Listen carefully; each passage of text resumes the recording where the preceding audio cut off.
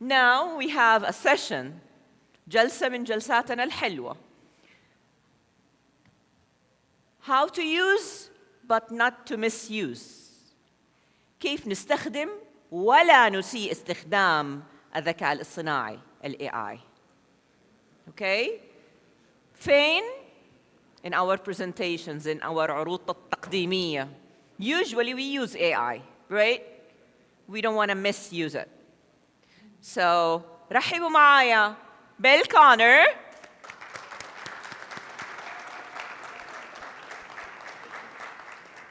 He will join us in a speech. حيتكلم عن الاستخدام الذكي والإفراط في استخدام التقنية، حيث يبقى جوهر التواصل هو الإنسان الذي يخاطب الإنسان. Welcome, Bill. Breathtaking. It is absolutely breathtaking to me that this rock and roll band has gotten so famous so fast. They're called the Velvet Sundown.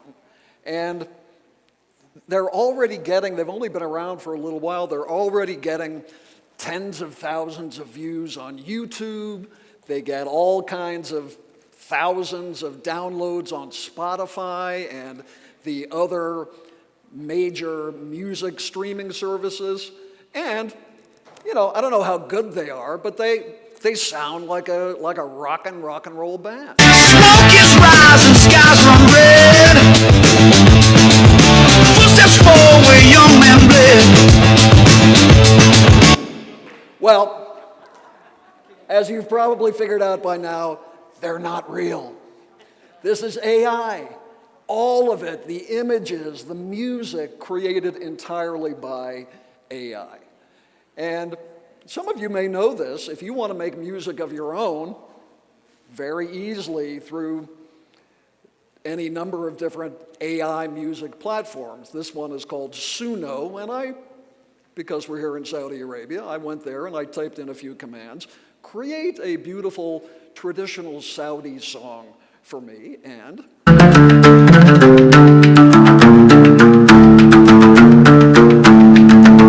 يا ريح الصحراء غنيلي في ليل النجوم والسكون كل.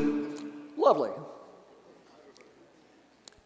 I'm sure many of you here know that there are many tools now specifically for creating presentation content. There's Gamma, there's Beautiful.ai, there's Presentations.ai. So my point here is that, of course, AI is a spectacular tool for saving time, for giving you new ideas, for a million different reasons. AI is a great thing. But, as the legendary American soul singer, Motown singer, Marvin Gaye once sang, ain't nothing like the real thing, oh baby. That's right, everybody, ain't nothing like the real thing. Or to be more grammatically correct, there is nothing like the real thing. So, by all means, use AI when you are creating presentations, but that's not enough.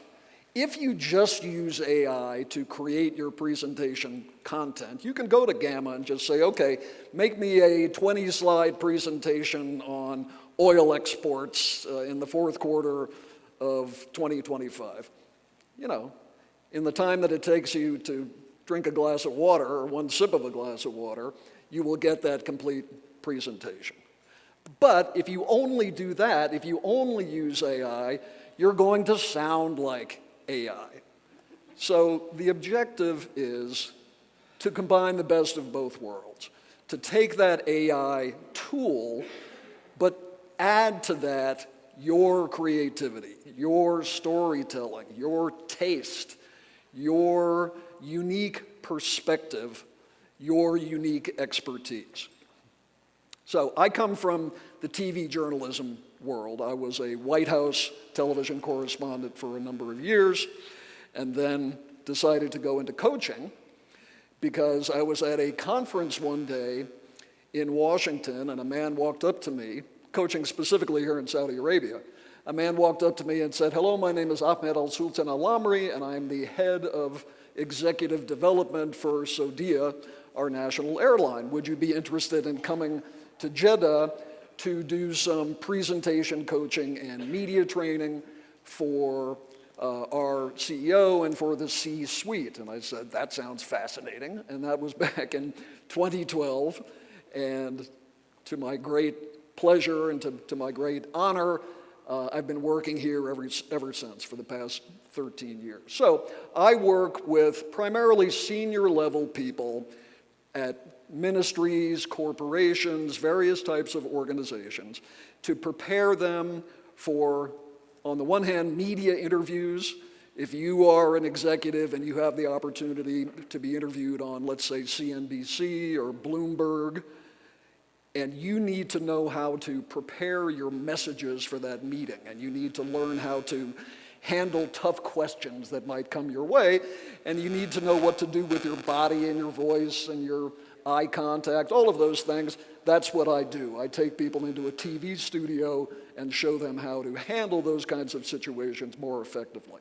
And then sort of the other half of what I do is showing people how to give less boring presentations, right?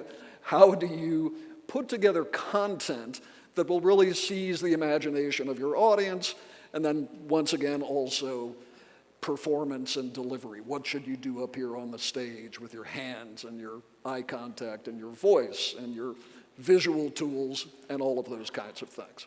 So the theme of our meeting yesterday and today, of course, is how does AI for presentation, well, the theme is the future of innovation, but specifically for my purposes, how does AI support the future of innovation, specifically as concerns how you would put together a presentation?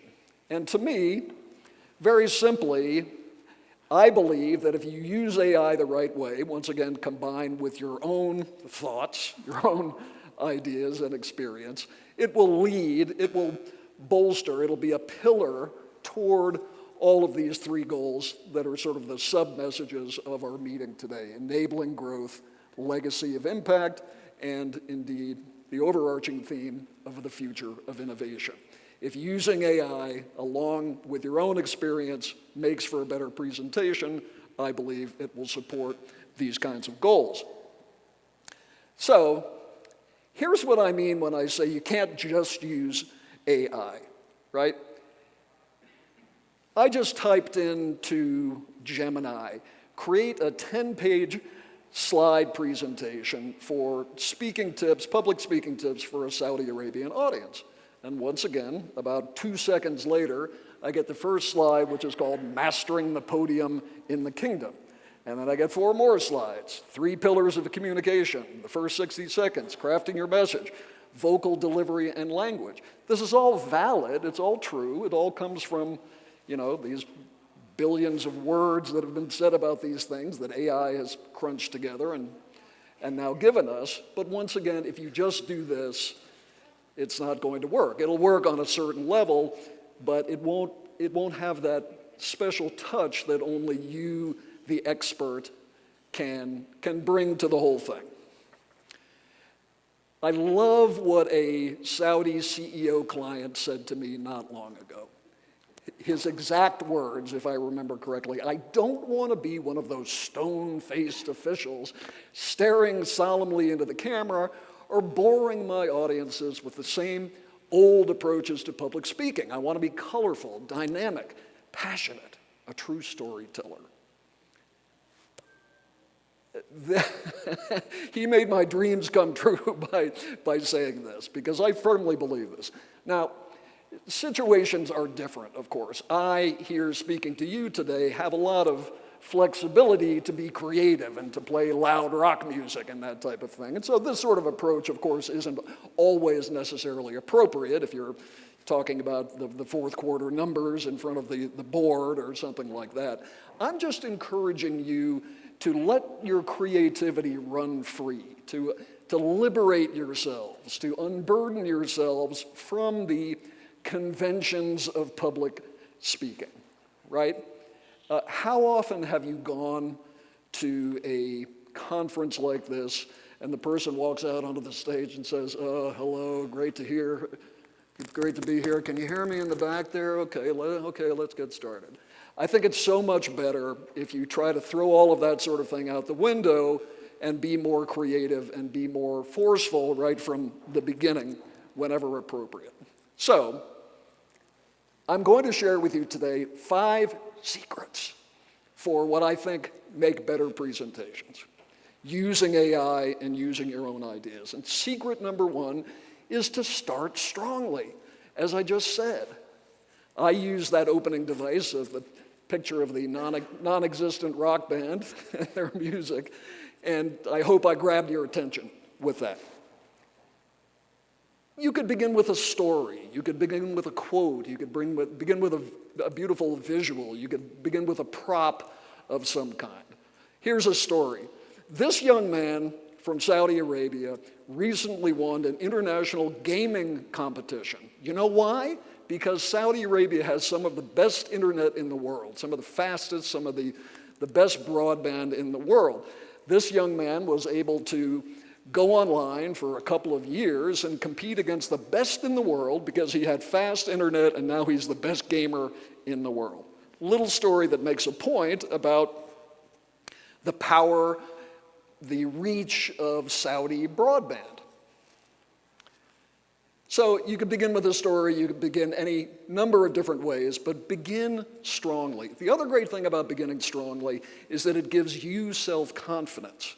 If you know you're going to walk out on the stage and begin with something that the audience will probably like, or that the audience will probably say, whoa, where is he going with this? That'll make you feel better. So many of my clients will say, well, you know, I'm a mess for the first minute of my presentation. I'm so nervous for the first 60 seconds of my presentation, and then I gradually calm down. I believe if you know that you have something really terrific at the beginning, some of that initial nervousness will subside. Secret number 2, move. If you are fortunate enough in a situation like this to be on a stage and you're not stuck behind a podium, take advantage of the space on the stage to engage with all sides of the audience. So as you can see, I'm casually strolling over here and I'm trying to make eye contact with her right there. And then I'll turn and I'll try to make eye contact there. And then again with this gentleman here, right? It's not about sort of trying to take everybody in all at once. It's about trying to make a connection with individuals in the audience like this. You don't want to be in constant movement. I hate it when speakers are kind of like this, and then they're back like this, and then they're back, You want to move deliberately to punctuate the points that you're making, but then to really try to make eye contact with individuals in the audience, right? You don't want to be like Caesar Augustus here or whoever this gentleman is. Secret number 3, speak up. I have a microphone on here, but I call it being yourself plus 20%. I believe that when you're speaking, you need to be your genuine self, but a somewhat bigger version of your genuine self. If I were having a cup of coffee with my friend Abdul Rahman in the front row here, I would be sort of like, Abdul Rahman, how are you today? How's the family? Like this. But when I'm on stage, I'm a little bit bigger. I project my voice more, I use more gestures, and it is a performance. So imbuing your presentations with that sort of understanding of what to do with your body, your voice, and so forth, I think makes for a richer experience for your audience. Now, I'm not saying you have to yell or use a megaphone like this. By the way, just about all of these images were AI generated, in case you're wondering, right? Secret number 4, simple visuals. I once worked not long ago with a startup in the United States, and the CEO of this startup would stand in front of an audience and say, well, it's very clear, as you can see, from the manufacturer retail side, flowing into One Commerce, going into OS XML and the internet. This company had $75 million of venture capital, and they went through it and died, and I think it was because of this slide. So it's sort of like art. You know it when you see it. If you look at a slide and if it's too complicated and if it's getting in the way of you as the leader, the influencer, and I don't mean influencer in the TikTok sense, I mean the person who's trying to influence the audience, right? You want your slides to elegantly and beautifully support you and the stories that you're telling. It's not about standing up here and narrating your slides, or okay, I'm going to walk everybody through this 90 slide deck that I have for you. I think they should complement you and the stories that you're telling, the key messages, the important messages, the messages that are important to a particular audience. And then secret number 5 simply is to practice. So many people hate public speaking. Of course, if you're one of those people, please don't feel that there's something wrong with you or that you're inadequate in some way. Most people just don't like public speaking.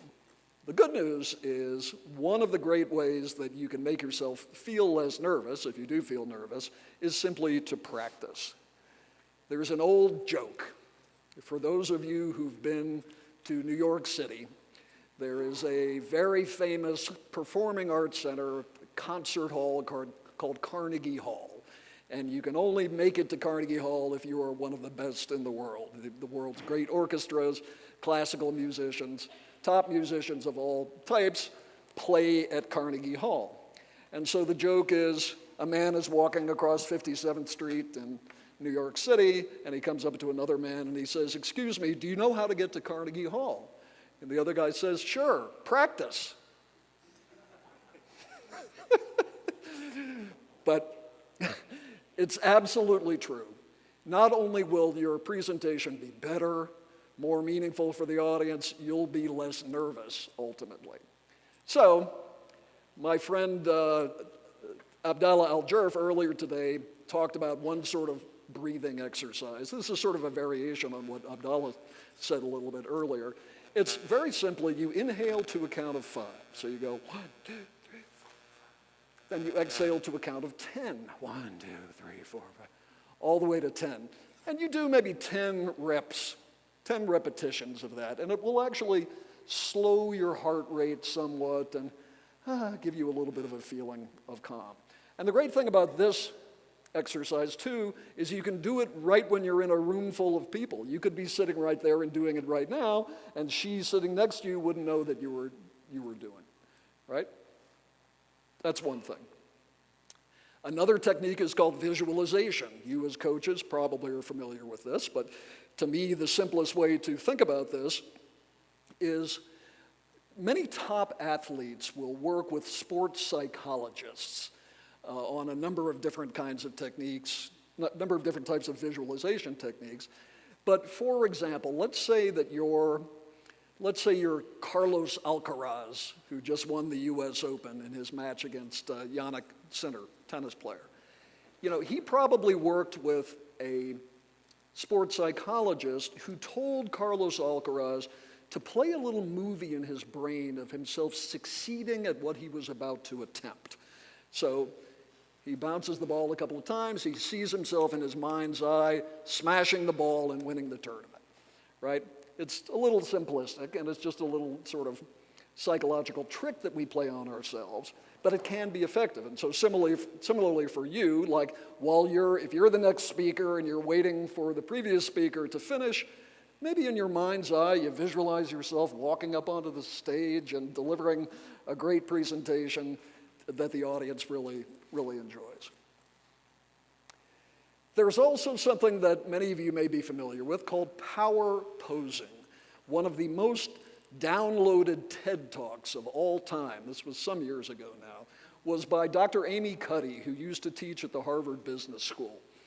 And it's a fascinating personal story, but at the core, it's about the point she makes, which is we've always known that our emotions influence our bodies. For example, if you see a grizzly bear running at you, your body naturally gets smaller. You kind of collapse in on yourself.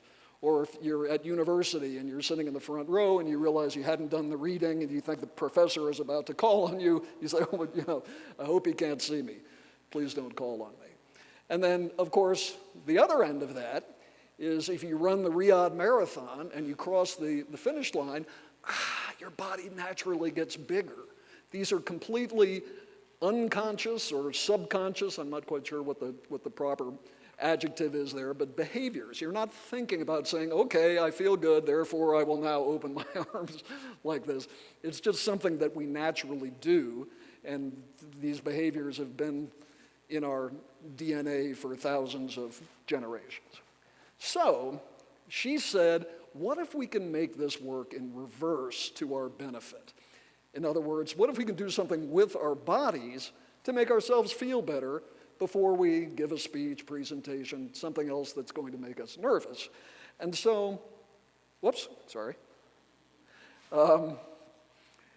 so what it comes down to is simply this. It's called power posing.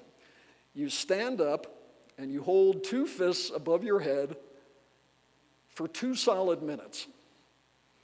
So I strongly recommend that you go, ladies, you go into the ladies' room to do this. Men, you go behind a curtain or something, because if somebody sees you doing this, they're going to think you're a little strange, right? So you do this and you hold this pose for 2 solid minutes. And 2 minutes doesn't sound like a long time, but it kind of is.